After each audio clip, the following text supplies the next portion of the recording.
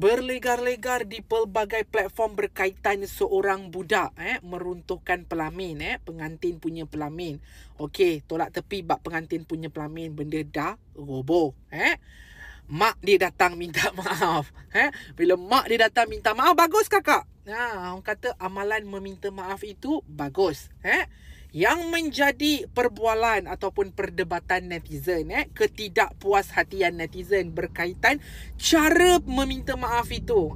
Kakak nak minta maaf betul-betul kakak. Kakak ketawa, minta maaf, ketawa, minta maaf, menimbulkan kemarahan daripada pelbagai pihak kakak. Tak boleh macam gitu kakak. Ya faham kakak. Orang kata benda pun dah berlaku, pelamin anganku musnah pun dah berlaku kakak. Anak kakak pun dah runtuhkan pelamin orang tu.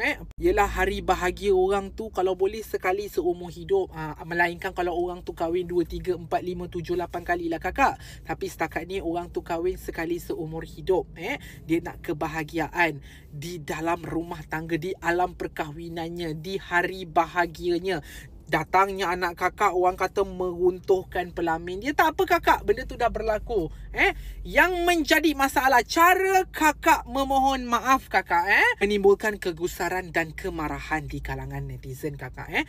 Jadi dekat sini kakak, kakak disarankan kakak, minta maaf lah cara elok-elok. Kalau boleh orang kata lebih firm, lebih beretika. Nampakkan akak betul-betul terkesan dengan kejadian yang anak akak buat. Tapi tak apa kakak, benda pun dah berlalu pergi. Pelamin anganku pun sudah musnah kakak. Kita maafkan je kakak. Sebab apa kakak? Sebab kakak pula lawa. Macam mana?